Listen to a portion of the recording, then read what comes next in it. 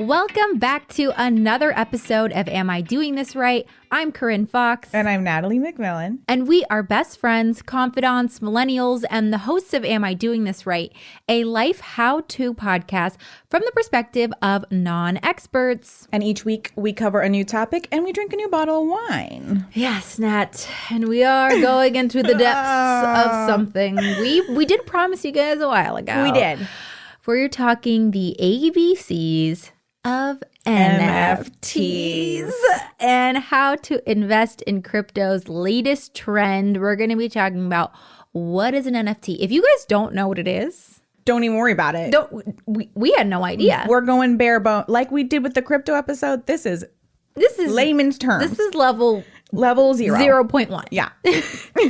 We're going to be talking about some crazy NFTs that have sold in the past, how to purchase an NFT if you want to, and if you should invest in this, little trending craze that's going on. So everything you need to know. If you know nothing, this is the episode for you. This is the one for you. And we did get rave reviews from our crypto episode. Yes. We had an official expert say that we did a great job. Knocked it out of the park. So I'm confident in us. Oh, me too. Me too. But now, what are we drinking this little epi? We are drinking the Gary Farrell Russian River Chardonnay from Sonoma County.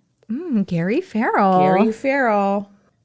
I wonder if it's going to be one of those situations again where we're like, we don't like Chardonnay. And then we're like, well, we kind of like Chardonnay. I had a little sippy and I'm so curious what you think. Well, we'll save it for the end. At the end of the episode, we'll circle back. We'll rate it. But Nat, while you're taking a sip, I have to tell you my conspiracy theory. Well, it's not really a conspiracy theory, but I've turned it into one. I would love to hear it. I'm like settling in here. Well, settle on in. Okay. So you know that there's been construction outside my house for a while? Do you know that? I think so. Well, let me tell you, there's this restoration project happening outside my home, and they've been doing construction work, but they've been drilling. And when I say drilling, I don't mean like a little jackhammer. I mean a crane is going into the ground, and it has been for like 2 weeks now. What? And it's vibrating the ground so violently and so loudly that I had to Karen. I had to walk out with my hands on my hips. I said, sir, how long is this going on? Okay, how long are we drilling? And they said, ma'am, this is going to be a 3-4 week drill. What? Right. So is this on the front or the back? It's on the side of my building. Oh, okay. Okay. And so at first it was just like, this is annoying. At 2:30 every day, the same dude opens his window and goes, shut the fuck up. And Good for him. I normally don't like putting negativity out into the world. Right. But I feel him. It's coming from a very dark place that we all feel. Yes. But then I was driving today, I go, this drilling is happening. At this point, we're drilling to another universe. We're drilling to Narnia. We're drilling to... digging a hole to China, as we used to say. There's something sinister happening because the drilling is so insane. And I just started picturing myself in 30 years sitting down for a documentary and they're being like, do you remember the drilling in Los Angeles? And I'm going to be like, yes. Yes, I do. They were actually hiding alien bodies. Right. They were building tunnels for aliens. Because I'm just like, there's no way. The drilling's so violent. Why would you drill the same spot for 4 weeks? Can you ask them, what are you drilling? I could. But I already Karen'd out on the street. I'm going to show you the drill. Oh, I need to see it. This is the drill. What? That's what I'm saying. Have you ever seen anything like that? Okay, people. This looks like... This is a huge piece. It's as tall as the palm tree. It's next not. to it. It's not even a drill. It looks like an oil rig. That's what I'm saying. But I'm like, are they mining an an alien mineral? What are they doing at this point?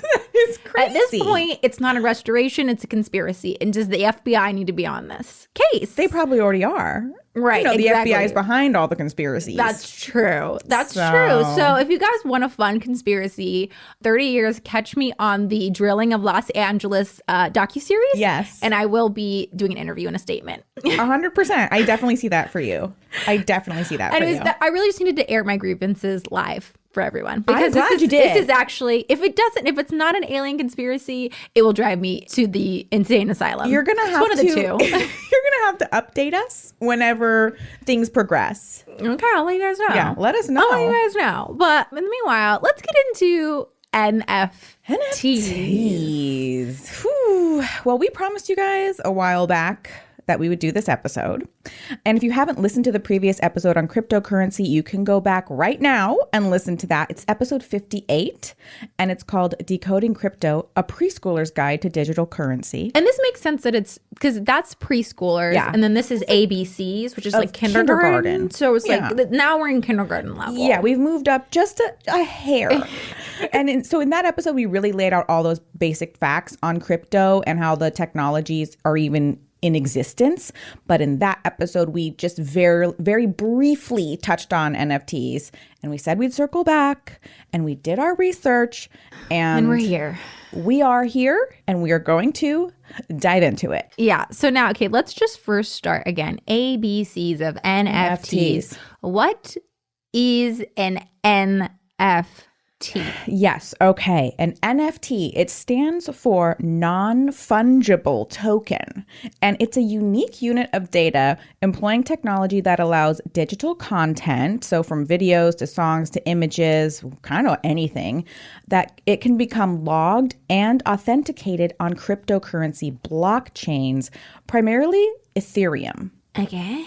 Okay. So once the content is logged onto the blockchain, every transaction from transfers to sales is recorded on the chain, creating an easily accessible ledger of provenance and price history. So the main impact of NFTs is making it easy to own and sell digital content. Okay. Yeah. And if you guys want to go back to the other episode, I do explain the blockchain. Yeah. Oh, she explains the blockchain as if she is goddamn Einstein.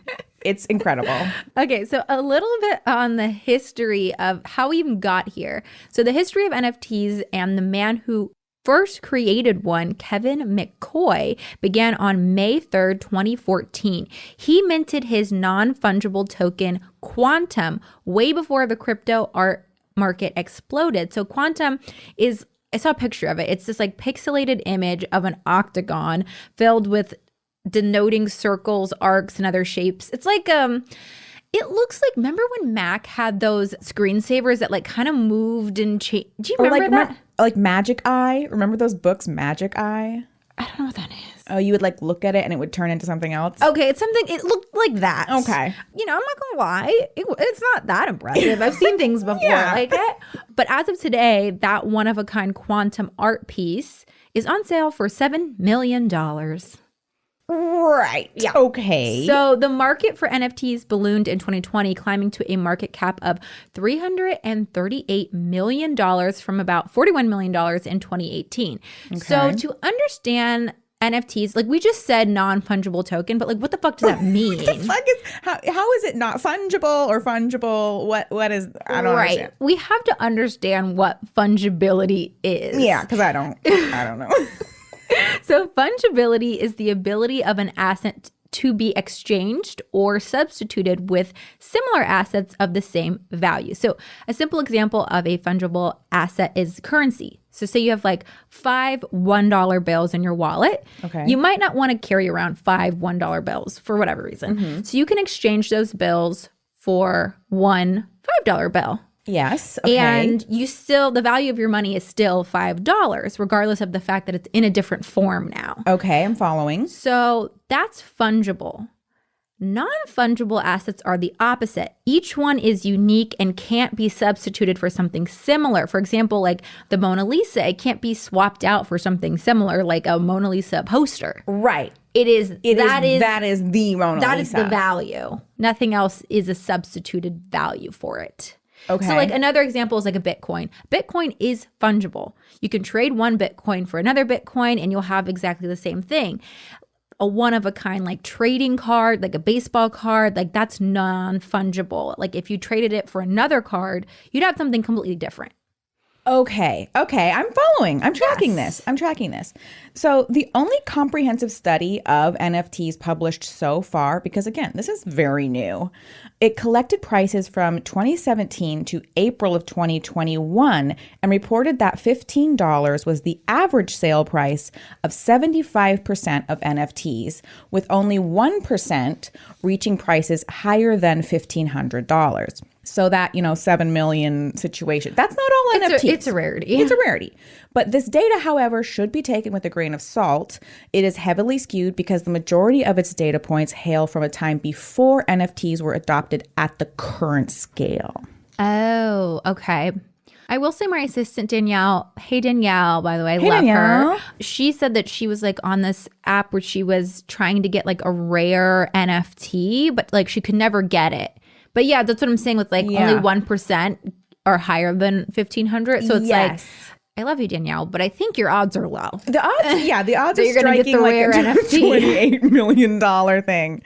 So what actually counts as an NFT? They can really be anything digital, such as drawings, music, your brain downloaded and turned into an AI. It can really be literally anything, but there's a lot of current excitement is around the tech to sell digital art. Yes. And I actually found some really crazy NFTs. Okay, I didn't read any of these, so I'm excited to hear what these are. Okay, so have you heard of flying war babies? No. Okay, so you know Grimes, like the musician. She was like also Elon Musk's baby mama and girlfriend. Mm-hmm. So her collection, War Nymph, catches the eye. It's babies with wings armed with swords. Oh. And the war babies guard Mars and are surrounded by an apocalyptic background.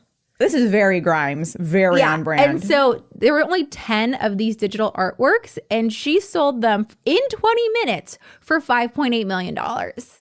Like, is it what? Yeah. Because, okay, well, we'll get into it Because later. there was only 10 of them. Right. And I don't know. And then we created value But they're on all it. the same 10? No. There's 10 different ones. Oh, 10 different ones. It's a series called Flying War Babies. Oh, I see. Right. Oh, yeah. it's a collection. It's a collection. Oh, There's a collection. There's only 10 of them. And she sold all 10 of them within 20 minutes for $5.8 million. Okay. Another fun little crazy NFT was the digital toilet paper with flowers. Oh. So Charmin introduced. No fucking way. They did. They introduced the first digital toilet paper in March 2021. Stop. And the digital toilet paper is individually designed with colorful flowers and grasses. As an NFT, yes, it's merely a picture, but it costs a whopping $4,000 US. And Charmin reportedly keeps only 0.01% of the proceeds for itself. The rest goes to a humanitarian organization called Direct Relief. Okay, I'll let it slide. If you want some digital toilet paper, it costs $4,000. Right. Okay. Interesting. Okay. And the last really crazy NFT that I found was actually the world's first digital perfume. Oh. So you can't smell it. Right. But Berlin. None of this you can use. No.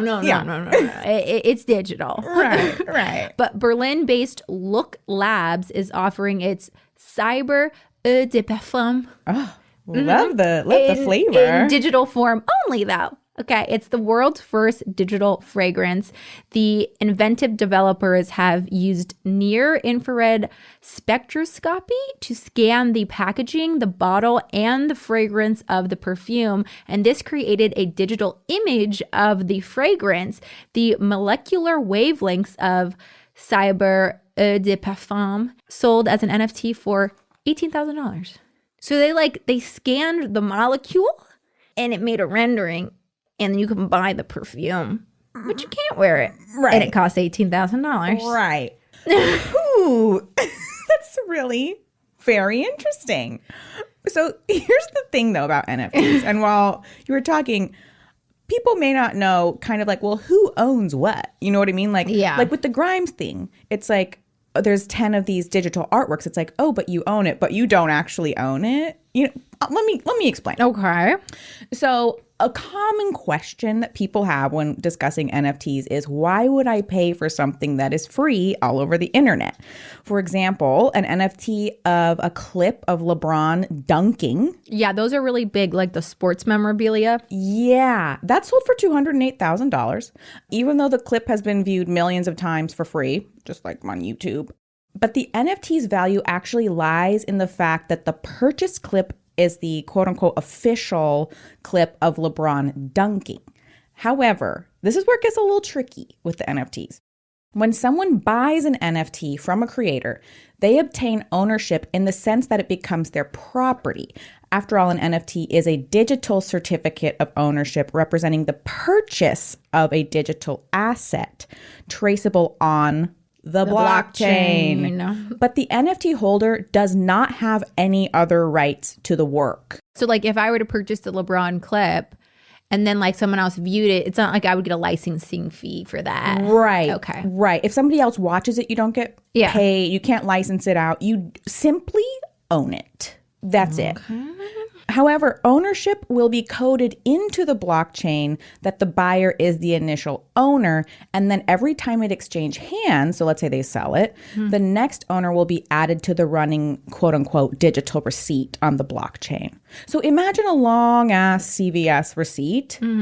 You're the top of the line. And then if you sell it, the receipt is the NFT. Right. Yeah. So the problem, though, with this type of format is while the NFTs are very safely documented on the blockchain, the actual thing that it was purchased on isn't. So NFTs, they're all on third-party hosting sites. So, for example, if the LeBron clip was stored on a sports website and then the owner of that clip clicked on the link to view it, but the website was like taken down for some reason, like the link was like a 404 error, is gone.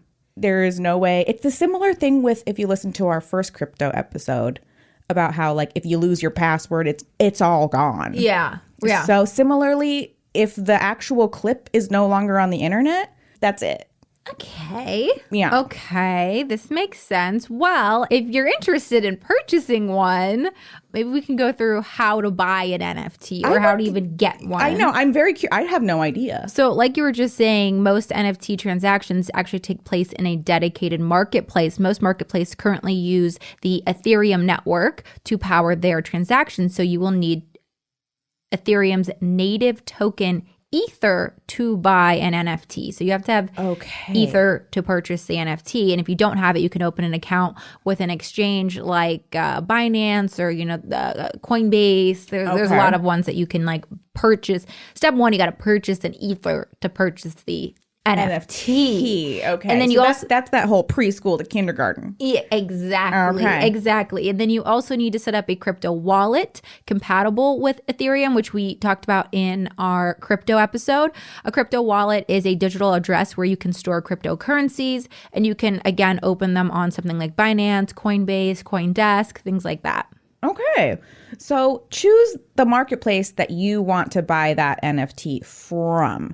There's a bunch of them. Some of the top NFT marketplaces include OpenSea, Rarible, Super Rare, and Foundation. So you connect your wallet to that marketplace, and most marketplaces have a simple connect wallet button on the platform.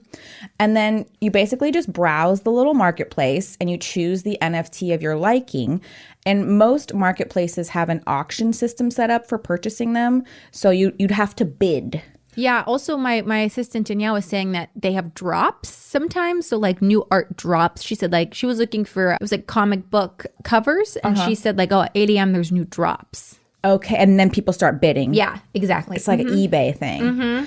And so after the successful bid, like let's say you're the winner, you will complete the transaction and all the necessary amount will be debited from that wallet, the crypto wallet. And remember that you may also have to pay a transaction fee to the marketplace, but the fee will also depend on the marketplace. Yeah, so like where you're buying it from. Yeah, so consider that if you want to pick your marketplace, if there's a little fee there. But let's go back to, so let's say somebody gets it. Okay. They have successfully bid for a comic book cover. Okay. What now? Now you own it. So if you have an NFT, there's a few things you can do with it. One thing that I thought was really cool is that you can show it off. Okay. So Mark Cuban has a website called lazy.com, and it's the first service that enables you to show off your NFT collection. And all you need to do is make an account and follow the on-site prompts to prove ownership. And in a couple of minutes, you're able to show off your unique digital collection that you own to the world. Okay. So really, I'm gathering it's sort of like Beanie Babies or like trading cards. Oh, yeah, like Beanie Babies. Okay. You can also resell your NFT. So you can sell your price on the same marketplace that you bought it from. For example, somewhere like Rarible.com, like you just said, you can put it on there, resell it, pick a new price, appreciate it yourself. But keep in mind, there is that service fee for even items that are sold. So on the other end. So, but you get to choose what the next price is. Yeah. Oh, right. Because you own it. Okay. And the last thing you could do with it is you can hold on to it. You can also profit off NFTs without ever touching one. Some users like to treat them like stocks. So by purchasing an NFT of something potentially profitable early on, you may be able to make a decent profit later on. But keep in mind, unfortunately, the opposite could happen too, and it could depreciate and it could be worth less later. Right. Yeah. So you probably wouldn't want to ball out hoping that it's gonna. Right. Yeah. Right. And there's other things too to consider, which I was reading there's a big environmental impact on mining these NFTs and creating these NFTs. And you know more about that though, right now? Well, we kind of talked about it a little bit in the crypto episode, because running the blockchain technology does require like a shitload of energy. Yeah. And so currently, a single transaction on Ethereum consumes as much electricity as a house in a work week, according to Forbes. What? Yeah. What? Yeah. And remember in our crypto episode, it was like one thing was it takes like the amount to power all of Sweden or something. It's like a lot. Oh, shit. Okay. So while there are alternative cryptocurrencies with a much lower environmental footprint, like this thing called Tezos, they've not yet been adopted widely. And then actually the NFT platform built on Tezos dissolved recently. Okay, so great. that one kind of fell under. Some NFT platforms buy carbon offsets to mitigate their impact, but the actual efficacy of carbon offsets has been debated. The majority of the NFT community has looked past the environmental impacts because Ethereum 2.0 is coming, apparently, which is said to utilize a significantly less polluting infrastructure. And it's supposed to come early this year, although its deployment has been imminent for years. Okay. So it's kind of like, we'll see. Yeah. Yeah. Yeah. Okay. Well, with all things considered, and now that we know what an NFT is and how to get one and the environmental impact of getting one, should we invest in NFTs? Well, according to Forbes, whether purchasing fine art or a 1982 Mouton Rothschild or a crypto kitty, investing in alternative markets carries greater risk and less reward than money put into more mainstream places such as equities. Yeah.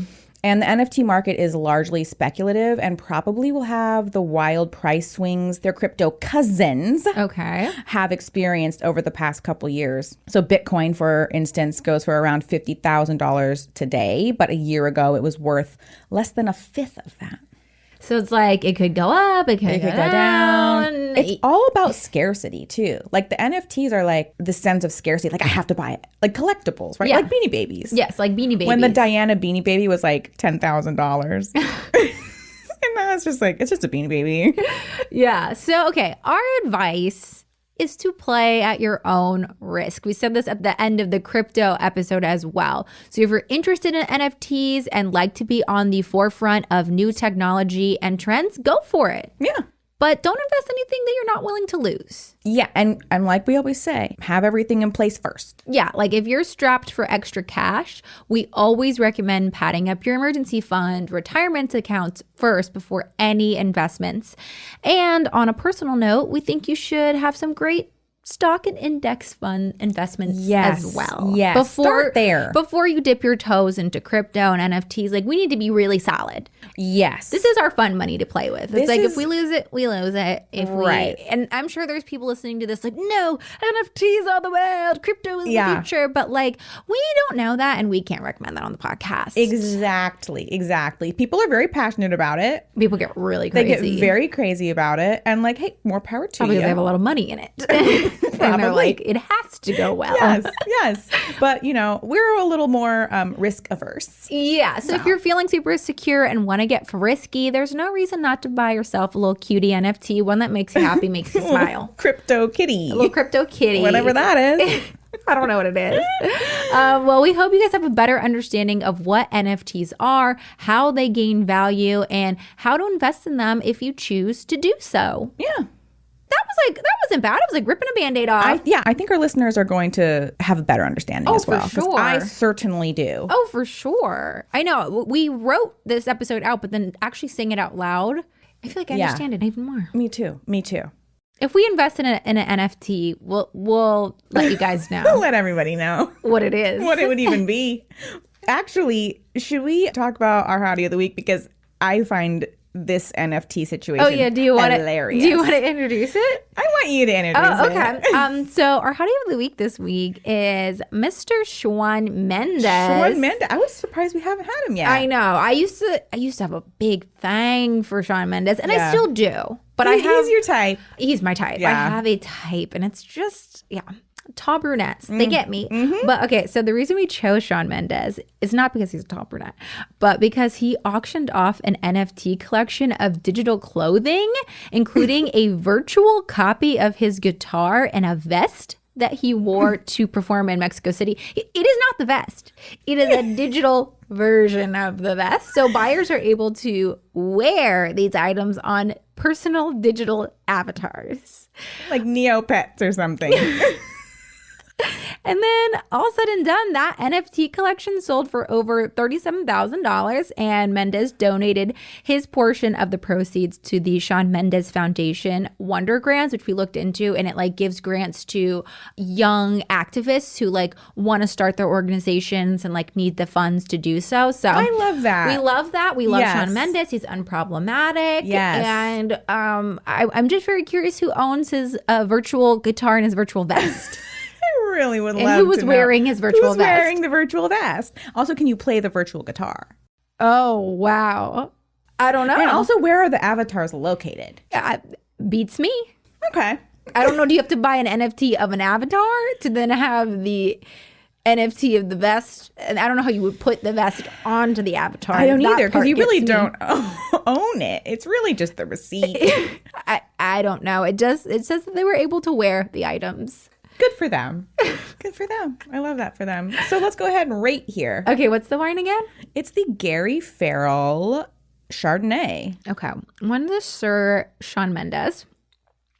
I have no problem. I love it. It's good. It is really, really good. Shawn out of Shawn? I think it's especially for a Chardonnay. Shawn out of Shawn. We're giving it a shot. I almost finished my glass, which almost never happens. When I first took my sip, I was like, I like this. Oh, I was concerned that you didn't like it because you haven't drank as much as I did. And I was like, oh no, I wonder if we're going to have one of those, I'm rating it a Shawn and you're rating it a 2. Oh no, I love it. Okay. Oh, cheers. Cheers. It's great.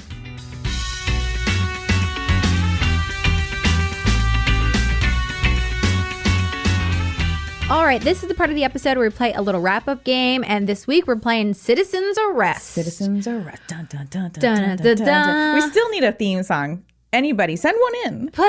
We would love it that is Citizens Arrest. Citizens Arrest theme song. Theme song. Okay, I'm going to go first because I already said mine. Citizens Arrest on construction. Oh, yes. At any time, place. Here's the thing with construction. That's kind of going to freak you out. It's never done. It's never done. Even if it's done one place, it's still going on somewhere else. Especially in New York City. There's always construction happening. I've literally never seen New York City without having the little overhangs on the sidewalks. Never seen it. It's constant. Is there ever going to be a time and space where everything's been constructed? And there's nothing left to be constructed. No. So, but I hope for your sake that on your street it does finish. I just hope I get some type of check from all of this pain. They should. But I'm glad you're arresting them. They need to be arrested. My arrest, I really don't want to make this arrest, but I have to. It's not on yourself again, is it? No, it's worse. It's on Miss Robin Rihanna Fenty.